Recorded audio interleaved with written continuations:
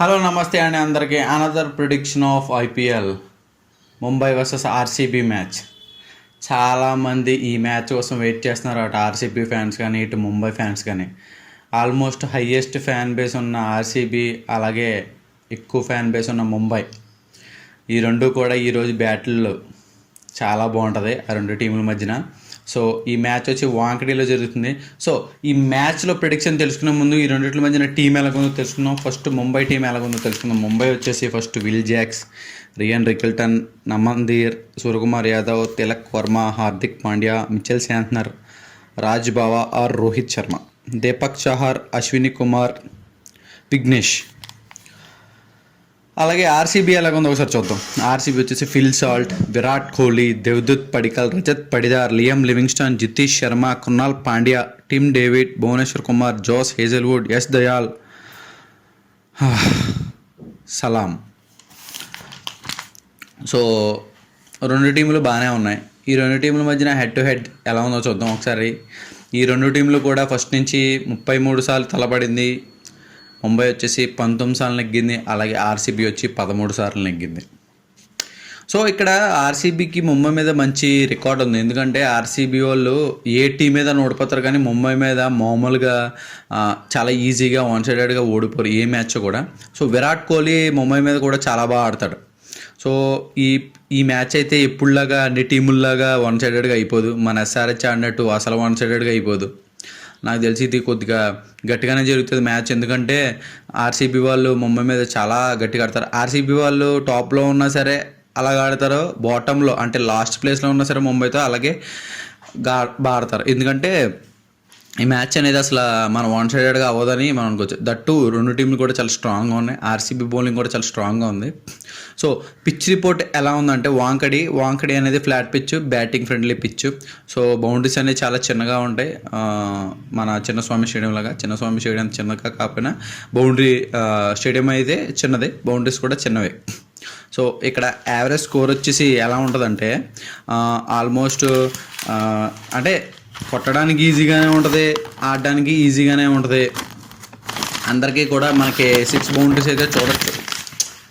ఎలాగంటే బ్యాటింగ్కి బౌల్ అనేది బౌన్స్ అవుతూ బ్యాట్స్మెన్ దగ్గరికి అవుతుంది.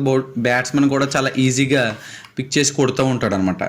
సో ఇక్కడ మనకి ఈ పిచ్లో చాలా కంఫర్టబుల్గా ఉంటుంది బ్యాట్స్మెన్స్కి. సో ఇక్కడ యావరేజ్ స్కోర్ వచ్చి మనకి 170 నుంచి 180 వరకు ఉంది. మ్యాక్సిమం ఇక్కడ చేజింగ్ టీంలో నెగ్ని అనమాట. ఎందుకంటే డ్యూ ఫ్యాక్టర్ ఉండడం వల్ల బ్యాట్స్మెన్స్కి ఇంకా ఈజీ అయిపోతుంది ఫస్ట్ ఇన్నింగ్స్తో పోల్చుకుంటే.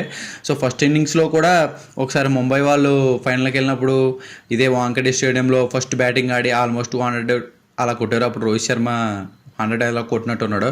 సో ఫస్ట్ ఇన్నింగ్స్లో కూడా ఫాస్ట్గా ఆడి సెకండ్ ఇన్నింగ్స్లో బౌలింగ్ వేసినా సో అవుతుంది.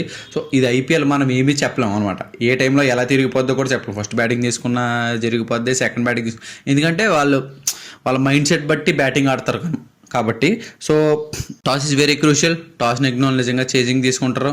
సో చేజింగ్ తీసుకున్న వాళ్ళు మ్యాక్సిమం నెగ్గడానికి ఛాన్స్ ఉంటుంది.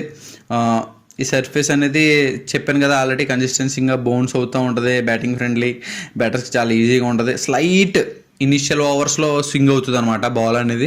సో ఇనిషియల్ ఓవర్స్లోనే వికెట్స్ అనేది తీసుకుంటే మనం అదే if in case first batting అన్న సెకండ్ చేజింగ్లో ఇనిషియల్ స్టేజ్లో బాల్ అనేది స్వింగ్ అయినప్పుడు వికెట్లు తీసుకుంటే మ్యాక్సిమం ప్రెజర్ అనేది బిల్డ్ అవ్వచ్చు ఆపోజిట్ టీమ్కి.